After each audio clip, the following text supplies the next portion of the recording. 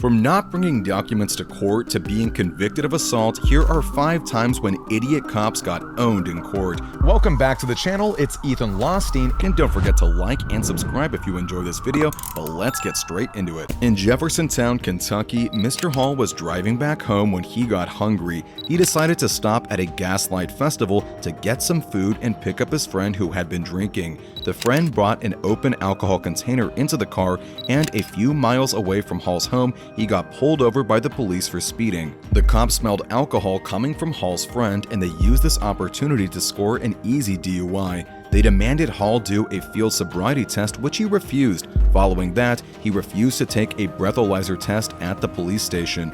This led the case to go to court, where Hall's lawyer dismantled the DUI charge due to a lack of evidence.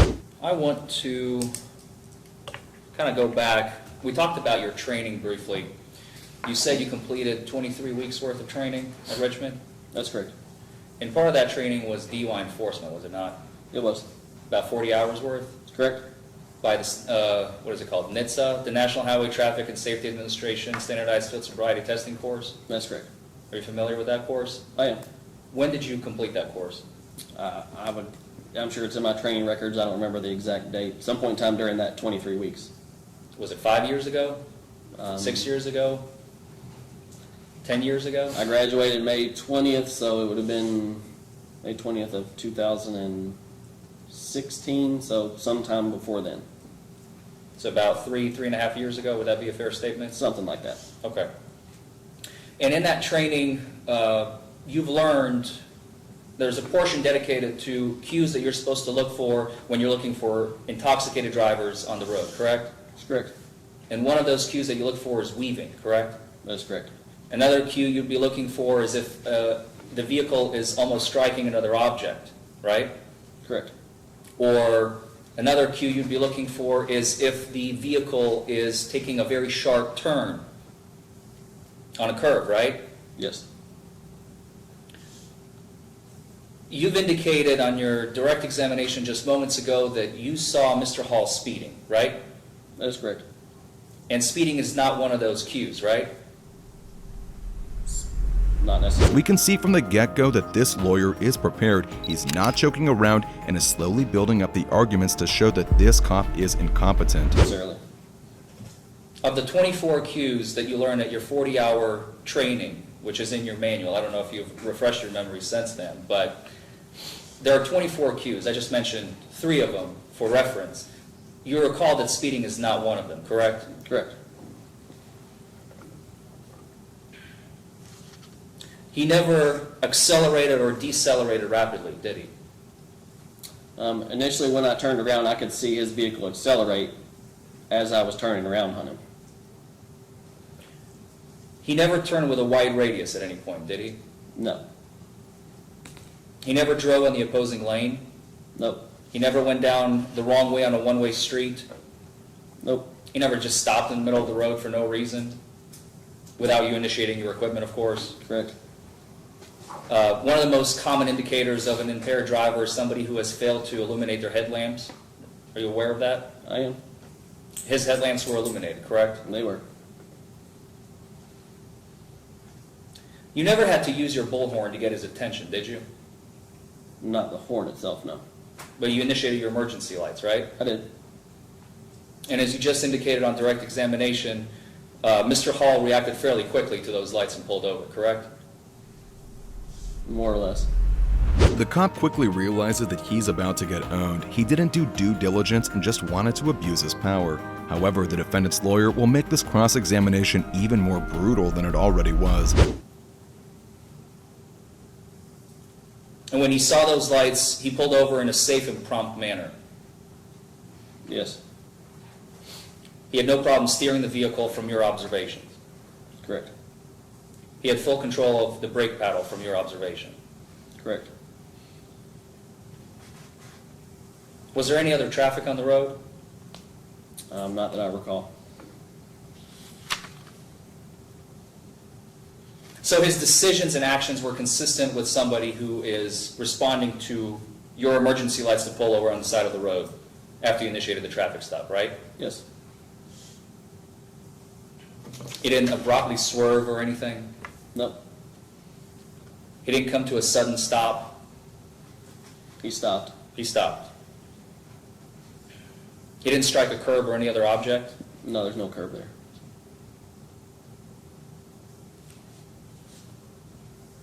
And you've been trained, officer, that a subject that will have, that when they're intoxicated, they will have alcohol in their brain, right? That will affect their muscles.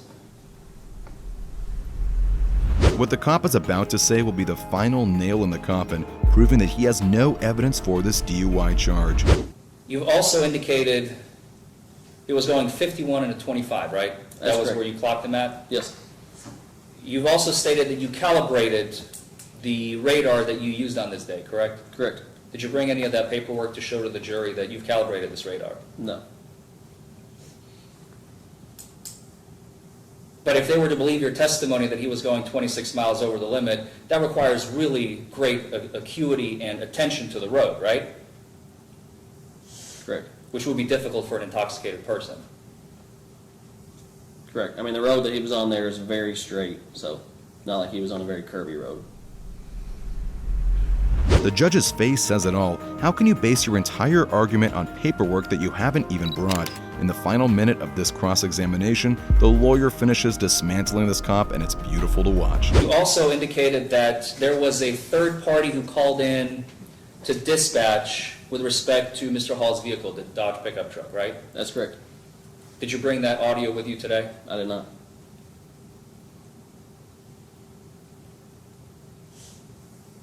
You did not have any body camera equipment on your person on that day, did you? No, sir. You did not have any video equipment in your vehicle either. No, sir.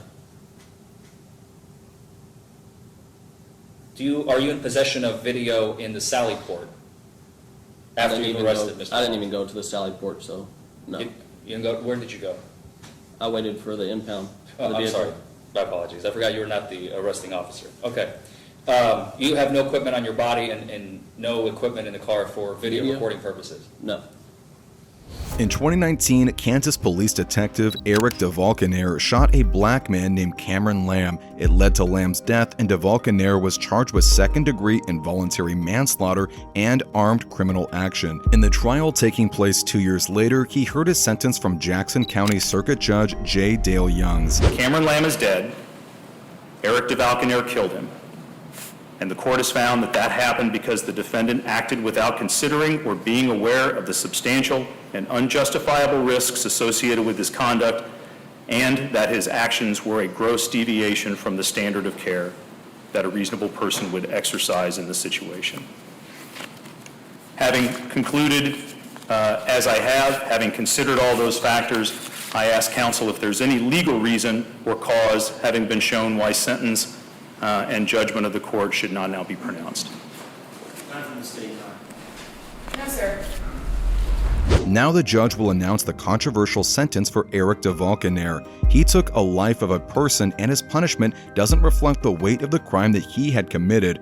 Following the sentence, Judge J. Dale Youngs received a lot of backlash, and many people accused him of siding with corrupt cops. Eric DeValkenair, on count 1, the Class E felony of involuntary manslaughter in the second degree, I sentence you to a term of incarceration in the Missouri Division of Adult Institutions of 3 years. On the unclassified felony of armed criminal action, I sentence you to a term of incarceration of 6 years in the Missouri Department of Corrections. Those cases, or rather those counts and sentences, will run concurrent with one another for a total term of incarceration of 6 years. In 2017, Euclid Police Department officer Michael Amiot pulled over Richard Hubbard and repeatedly punched him, which led to him being charged with assault. In the trial concluding 5 years after the incident, Michael Amiot was found guilty on 1 count of interfering with civil rights and on 1 count of assault. Despite Hubbard getting traumatized by the violent incident, Michael was only sentenced to 1 year of non-reporting community control and a $1,000 fine. There are many cases of cops avoiding justice, so while Michael avoided harsh punishment, at the very least some of the justice was served. The heading in the Euclid Municipal Court, Cuyahoga County, Ohio, State of Ohio, plaintiff versus Michael Amiot, defendant. Case number 19CRB 00890, Verdict. We, the jury, being duly impaneled and sworn, do hereby find the defendant Michael Amiot not guilty of assault, a misdemeanor of the first degree in violation of Section 2903.13A of the Ohio Revised Code as charged in Count 1. We do so render our verdict this 29th day of July, signed by all 8 jurors. Verdict. We, the jury, being duly impaneled and sworn, do hereby find the defendant Michael Amiot guilty of assault, a misdemeanor of the first degree, in violation of Section 2903.13A of the Ohio Revised Code as charged in Count 2. We do so render our verdict this 29th day of July, 2022, signed by all 8 jurors.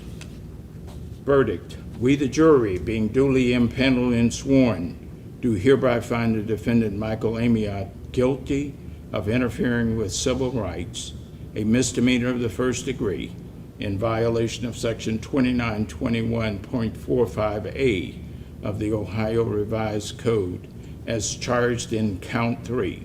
We do so render our verdict this 29th day of July, 2022, signed by all 8 jurors. Ladies and gentlemen of the jury, are these your verdicts? Jefferson County Sheriff's Office cop Nicholas Bray pulled over a car for allegedly turning left at a red light. When the car was stopped, Bray detected a strong smell of alcohol emanating from it. This prompted the cop to administer a field sobriety test, which the driver failed. Subsequently, Bray conducted a breathalyzer test, and the driver blew a 0.153. As a result, the driver was arrested and charged with aggravated DUI. That's the official story. However, the arrested driver is an immigrant and has only lived in the U.S. for 2 years. His English skills weren't sufficient enough for fluent interaction with the cop, and that was the reason for him failing the field sobriety test, because he couldn't understand the instructions. What makes it worse is that Bray could have called an interpreter to come to the scene and help the suspect. This case ended up in court where Bray got demolished. But before we see how he gets picked apart by the opposing counsel, let's hear his testimony of the events. You stopped him. Did you have a chance to approach him? Yes, ma'am. Okay. Was there anyone else in the vehicle with him? He was all alone. Okay. And what side did you approach? I approached the driver's side, and Deputy Moore approached the passenger side. Okay. Could you smell alcohol?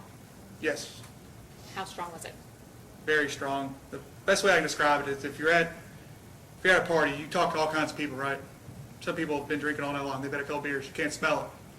But when you come across someone that's been drinking a significant amount of alcohol, you smell it. You know this guy's drunk, right?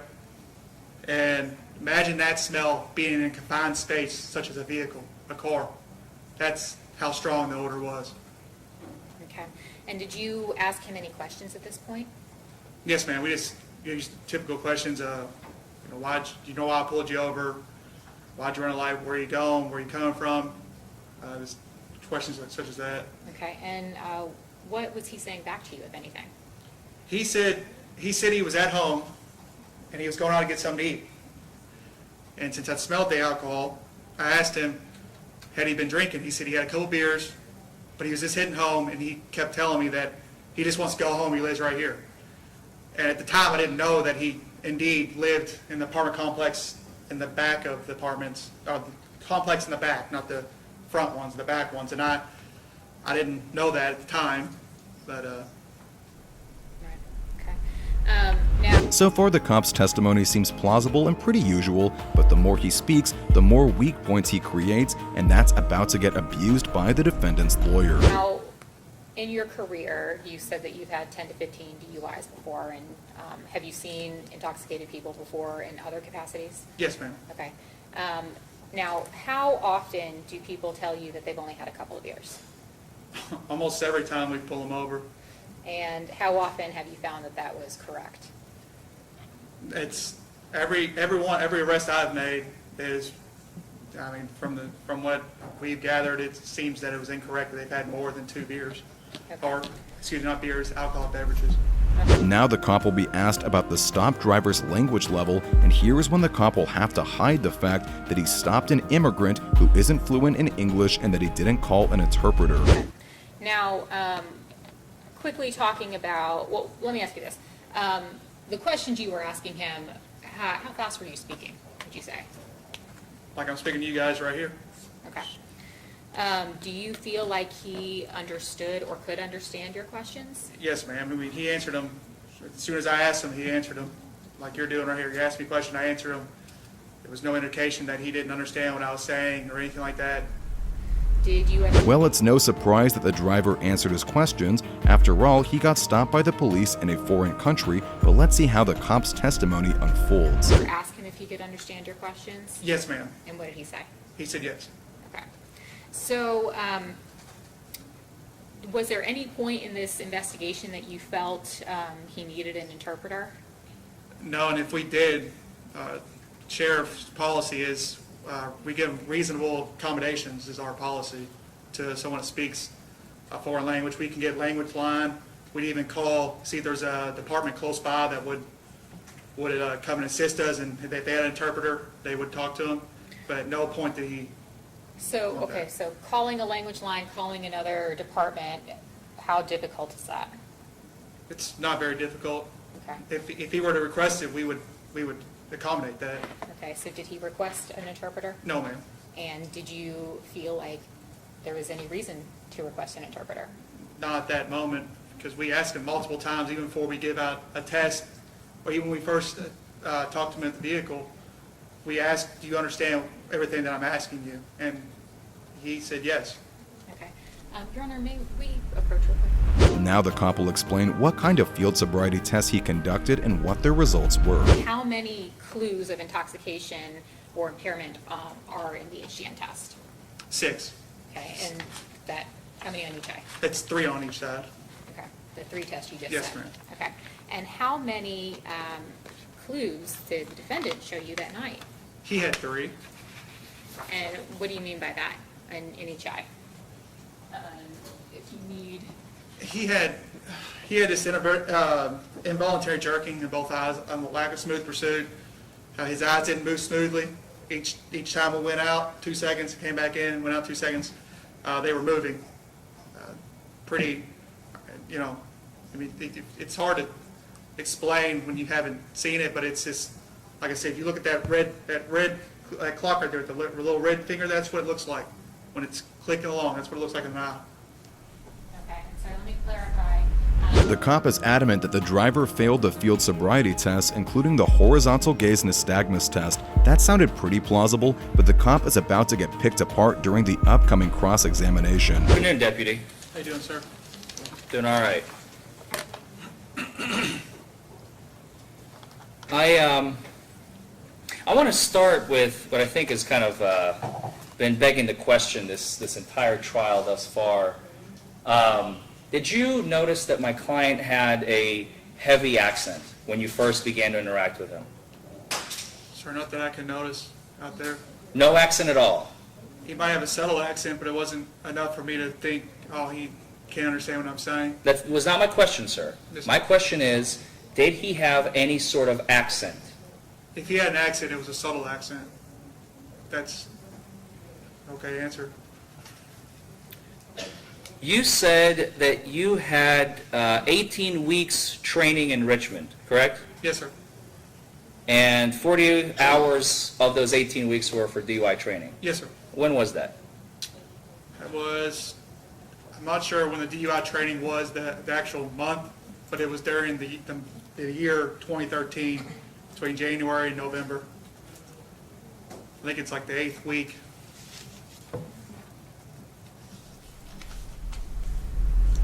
Officer Bray is playing dumb and gets nervous the moment he realizes he's dug himself in too deep. But that's only the beginning of the cross-examination, which will make the cop look like a fool. And you have not had any refresher courses since then on DUI training? No, sir. You know they exist? Yes, sir. One of them is A-RIDE. Are you familiar with A-RIDE? No, sir. The Advanced Roadside Impairment Driving Education? Yeah, I mean, if you say they exist, and I'm sure they do, they have many specialized courses that you can take and refresher courses. but my department doesn't primarily deal with DUIs. So you don't do them very often? No, sir. You've already indicated on direct that you have access to a language line or calling another department to bring in an interpreter. You did not do that in this case. No, sir. You've also stated that Mr. Rodriguez himself did not request an interpreter. No, sir. And you took it upon yourself, you made the determination that he does not need an interpreter. Sir, all I can do is ask him, and he can answer, and he said he didn't need one. Thank you.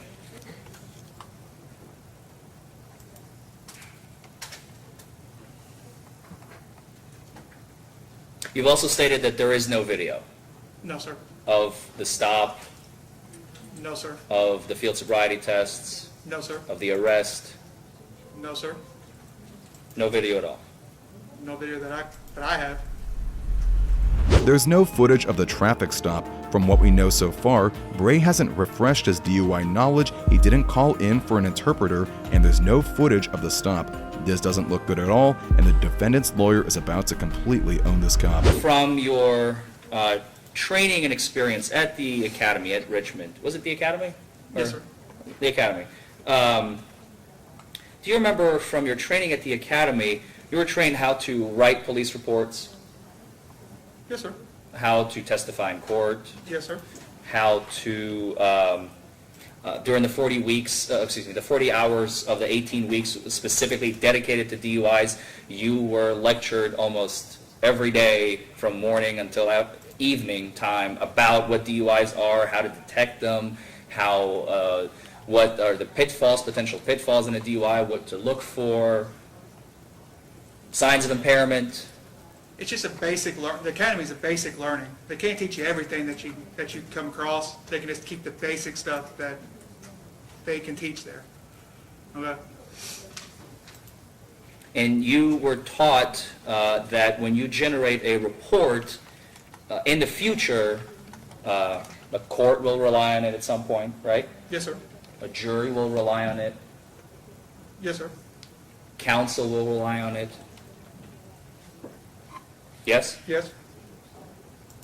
And you were taught to make your reports accurate, complete, and detailed. Yes, sir. Why didn't you do it in this case? Because he went through a red light, and the reason for the stop was him going through a red light, and the reason for getting out and thinking that he was under the influence of alcohol was because the car smelled of alcohol, and that's what I put in there. So the car smelled of alcohol. According to the cop himself, he didn't conduct the procedure he was taught just because the driver went through a red light. By this point, it's clear that at the very least the cop is incompetent, but it will only get worse for him as the cross-examination continues. Yes? The car smelled of alcohol, yes, sir. Was the car drunk? No, sir. He was the only one in the car. So I'm assuming the smell is coming from him because there was no other alcoholic beverages in the vehicle. Do you recall in your training at the academy, were you ever taught, because I took the same course that you actually took over in Georgia with a NHTSA certified trainer, that's the National Highway Traffic and Safety Administration that you have already alluded to. During the course, I was taught that alcohol has no smell. Do you remember that at the academy? It has a smell, it's just not, alcoholic beverages have a smell, a distinct smell. They do. But where does the smell come from? Do you remember from your training? I don't remember where it came from. It comes from everyone knows what alcohol smells like. I mean, you could tell, if someone's drinking beer, you can tell it's beer, and you could probably tell it's liquor. But And why can you tell? Why can you tell? From the alcohol inside the beverage, that's what you're alluding to. Do you remember, well, close. Do you remember where the aroma, the flavoring of the drink, that's where the smell actually comes from? Do you remember being taught that? Vague memory, maybe? Vague. I mean, Yeah, okay. It's been 5 years. That's okay. Yes, sir. Mine was 2 years ago, I think. So Okay. it's a little bit Yeah, fresher in my fresher, mind. That's right. And do you remember also in that same course, they taught that the correlation between the smell and the level of intoxication has absolutely no correlation. Yes, sir. Thank you. I want to talk about the field. The defendant's lawyer is destroying the cop's reasoning from his testimony piece by piece. The cop can't answer even the most basic questions from his training. Yes, you could say that it took him 5 years ago and that's why he can't answer them, but that's on him. He willingly didn't take additional courses to refresh his memory, and it resulted in him looking like a complete idiot in court. Now the cop will be interrogated about the field sobriety tests. So let's talk about the HGN very, very briefly. Do you remember being taught, you've indicated we have 2 clues here, lack of smooth pursuit and nystagmus at maximum deviation. Does that ring a bell? Yes, sir. Lack of smooth pursuit being clue number 1, and you saw that. Distinctness and sustained nystagmus at maximum deviation. Yes, sir. And onset prior to 45 degrees, which you did not see. No, sir. Could you please demonstrate the test to the ladies and gentlemen of the jury as you performed it on that night, and if you would follow the administrative procedures, please. Basically, what we would do is... What is step number 1? Step number 1 is, do you have any kind, remove your glasses. You're wearing glasses, remove your glasses. And then we ask them, is there any reason why you can't perform this test medically, or any reason why? And they say no, yes, anything like that. Then after that, we tell them this is our stimulus, and, well, I don't have a pen on me, excuse me. The pen's usually here, that's why I'm reaching for it. But this is our stimulus. We hold 12 to 15 inches from their face, or their eyes, excuse me. And we check for we check for smooth pursuit. Just a basic thing, see if their eyes move correctly and all that stuff. And then after that, we'll check, I usually start with the lack of smooth pursuit, and that's what we're looking for. 2 seconds out, back in, 2 seconds out. It's just a smooth pass, 2 times on each eye. And after that, I would usually go to onset prior to 45, and basically we're going out to about 45 degrees. The eyeball to go that way, and we do it on both eyes. And then on the maximum deviation, we'll go, it's basically you go 4 seconds out, have an eye all the way out, and then 4 seconds out the other way. And that's basically what the test is. So you never performed the onset prior to 45 degrees? I did, sir. And in this case, you showed no clues? No, if I didn't put it in there. I didn't see any clues. So you never checked for equal pupil size and resting nystagmus, as you just testified? Well, that's what we do at the beginning. That's what we're talking about. But you did not tracking. I'm sorry. That's what equal tracking. Smooth pursuit's equal tracking. That is not my question, sir. You did not check for equal pupil size and resting nystagmus. That's what we do at the beginning. That's the equal tracking. But you did not testify to that just a moment ago, did you, sir? That's what I meant. Yes, sir. That's what I meant. All right. The cross-examination is coming to an end, but the cop continues making a fool of himself and gets owned a few more times. Court concluded that the man was not guilty of a DUI, and hopefully this cop was made to take some courses to increase his competency. About an hour and a half ago, we were going over the clues that you saw during the walk and turn. Yes, sir. And do you recall that in your citation, the clues that you noted, you testified on that witness stand that you saw a clue that was never mentioned in your citation? What's that? You stated that he stepped off the line. Do you remember saying that, sir? Yes, sir. I remember. It is not in your citation. Did I put it as, may I have a refresher, sir? Certainly.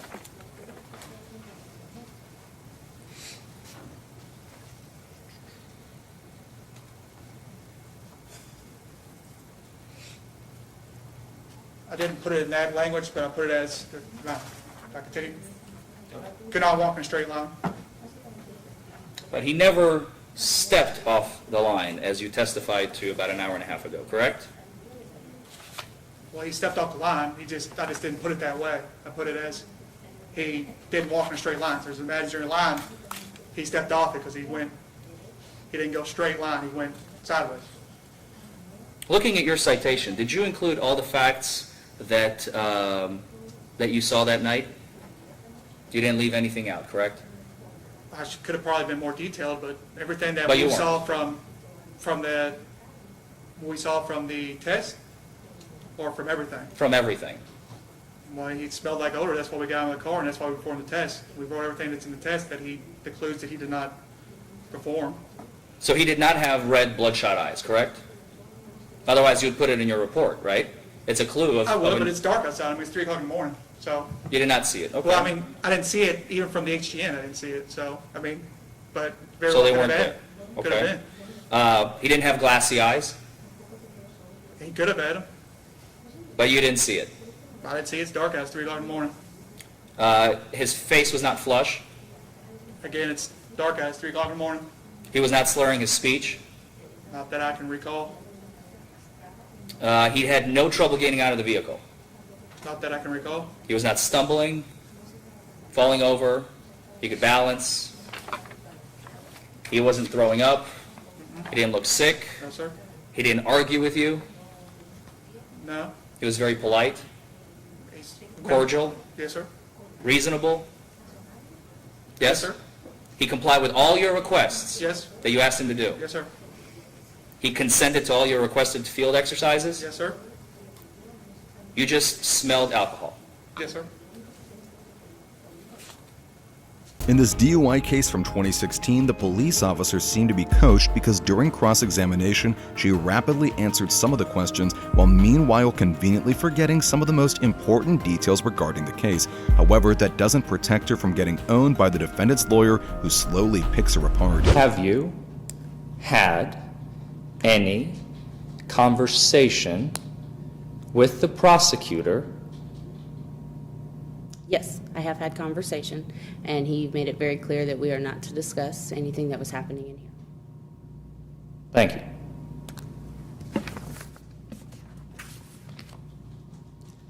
You responded to a call from dispatch, correct? Correct.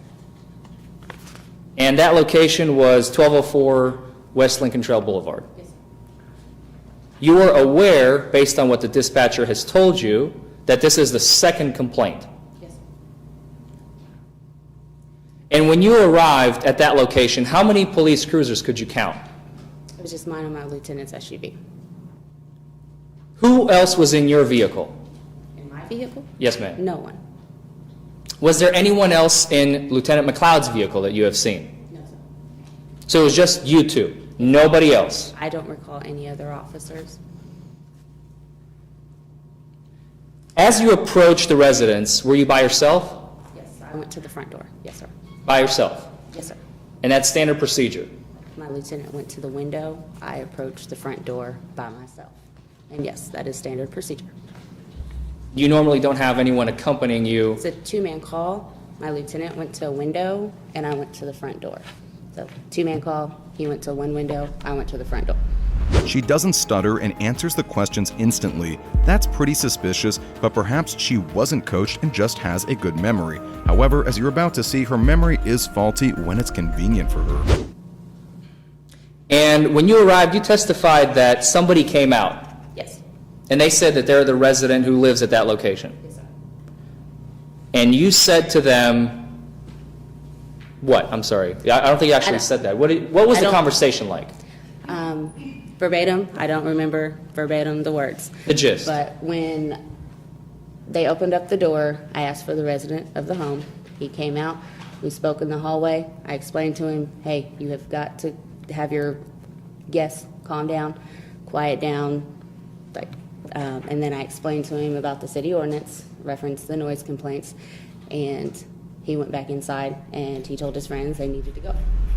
The female cop is conveniently forgetting some of the most important details, but it's only going to get worse, and it'll become apparent that she was coached, but the coaching wasn't detailed enough for her to hold her ground in front of such a competent lawyer.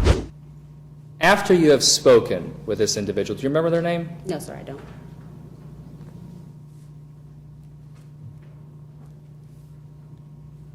What did they do? Did they do? They went back into their residence and spoke to the people that were in their residence. And they told everybody to leave. No, not everybody, but he No? said, I'm over this, words to that effect, need y'all to go. It's not worth me getting in trouble for. You don't recall anyone saying everybody out? Not those exact words, no. What exact words were they? I don't remember. Okay. How many people did you see start to pour out of the place? Maybe 6 to 8 people, 6 to 10 people.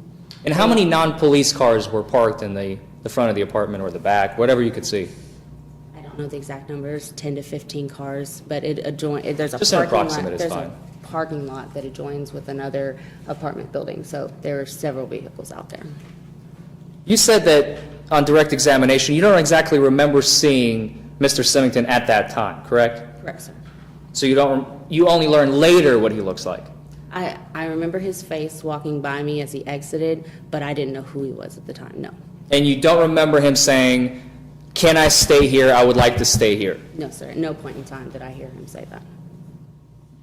What would you have done if people were outside and they were not leaving, they were not going anywhere? Would you arrest them? Would you issue them citations? What would you have done? If council could approach. This timely objection didn't stop the lawyer from finishing the dismantling of this female officer. The defendant was found not guilty and the DUI charges were dropped. You had, after you saw Lieutenant, oh, actually, let me back up, I apologize. While you're outside, how many additional police cruisers arrived on scene? I don't recall any other cruisers that were on this scene. I've looked at our dispatch calls for service logs. I didn't see anybody else call out there, and we have a very strict policy. If your boots hit the ground, radio better know where you're at. And I don't recall anybody else calling out there. I don't remember seeing any other vehicles in the area. So it is your testimony to these, ladies and gentlemen of the jury, today, that there were only 2 police cruisers at 1204 West Lincoln Trail Boulevard at 3 o'clock in the morning. Yes, that is my testimony. Thank you. I do not recall any other vehicles out there. Next, I would like to discuss very briefly, you have followed Lieutenant McLeod's SUV as he was leaving, correct? No. You were not at the scene where the field sobriety tests were conducted by Mr. Symington. I showed up after. It was, I don't know the exact time, but I stayed behind while he left, and I had heard his location on the radio, so shortly after he had began his traffic stop, I had headed in his direction. Did you talk to anyone on scene? On scene. I think there were some passengers, but I don't remember what our conversation was. You don't recall ever saying to one individual, "This is bullshit," pardon my language, "he should fight this," meaning he, Mr. Symington? No, at no point in time did I say that. That's all the questions I have, Judge.